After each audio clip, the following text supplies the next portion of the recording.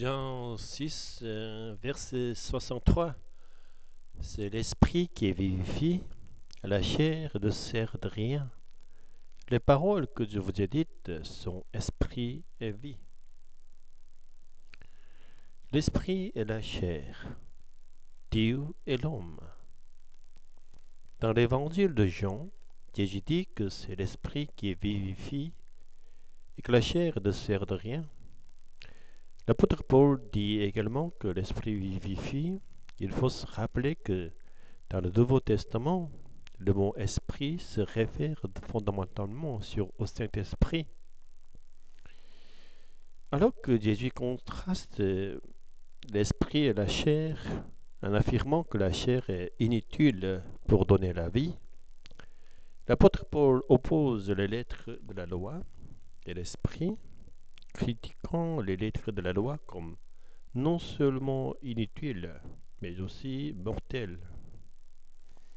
Ici, les lettres de la loi représentent la perspective humaine de suivre la loi par leur propre force et de s'en vanter, contrairement à l'intention de Dieu qui donne la loi.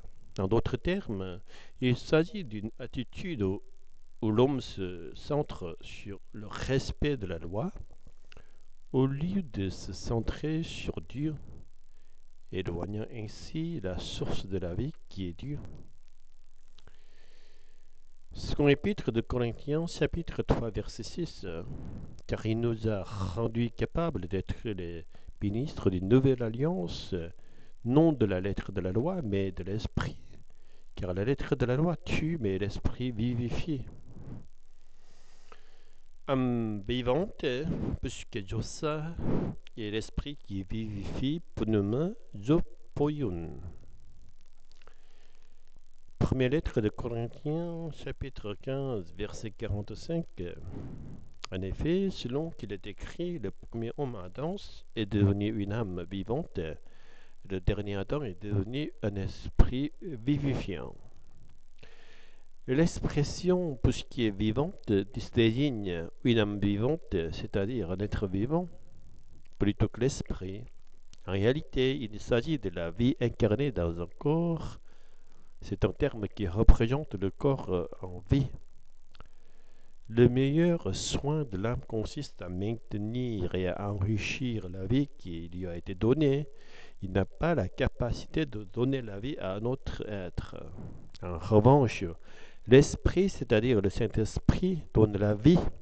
Le fait de qualifier cet esprit de vivant, vivifiant, ou qui donne la vie, met en évidence le contraste avec la vie humaine. Une vie limitée à la préservation de sa propre existence. Cependant, à la fin du 1er siècle après Jésus-Christ, l'hérésie gnostique primitive avait déjà fait son apparition dans l'Église. Les épîtres de 2 Pierre et de Jude sont particulièrement adressés à avertir contre ces hérésies. La caractéristique principale de ces hérésies était leur affirmation que l'homme n'était pas seulement un être spirituel, mais qu'il possédait également un esprit distinct du corps et prêchait le salut de cet esprit. De cette théologie découlait la doctrine selon laquelle l'abandon au plaisir de la chair n'avait aucune incidence sur le salut de l'esprit, ce qui conduisait à la permissivité envers les plaisirs charnels. Ces hérétiques affirmaient aussi que Jésus était venu en esprit, niant ainsi l'incarnation de Jésus. Ils se considéraient comme des élites spirituelles particulières et méprisaient les fidèles ordinaires.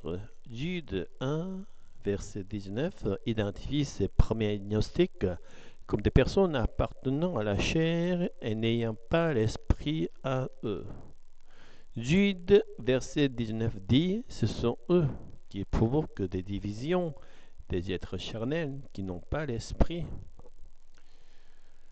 Nous obtenons la vie éternelle en croyant en Jésus parce que par cette foi, le Saint-Esprit vient en nous. Le Saint-Esprit, source de vie, nous donne la vie éternelle.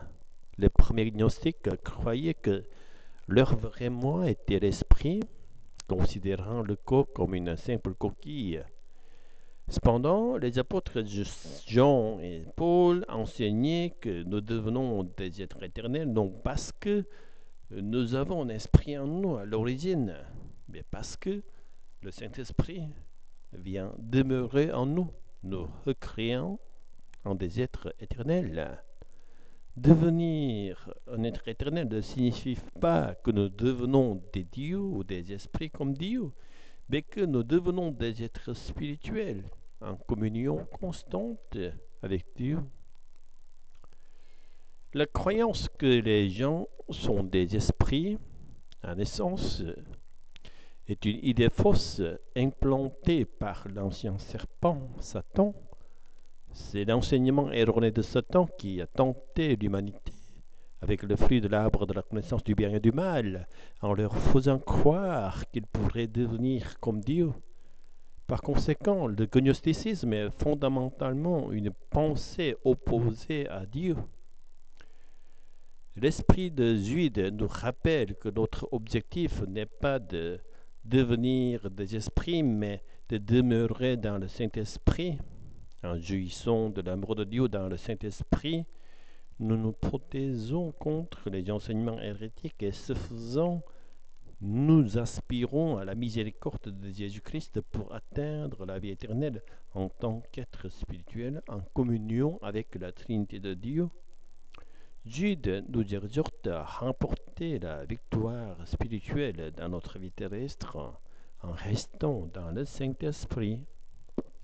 Jude, versets 20 à 21.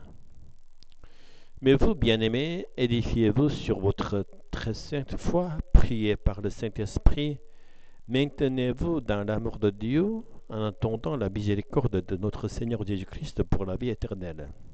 Prière. Seigneur, pardonne-nous dans ta miséricorde pour notre tendance à nous concentrer sur nous-mêmes. Dès que l'occasion se présente, protège-nous par ton Esprit Saint. Merci pour ta grâce qui, même à l'aube, nous fait aspirer au Saint-Esprit à travers ta parole et nous assure de ta miséricorde. Accorde-nous ta miséricorde pour que nous ne nous éloignions jamais de l'Esprit Saint, même un instant. Amen.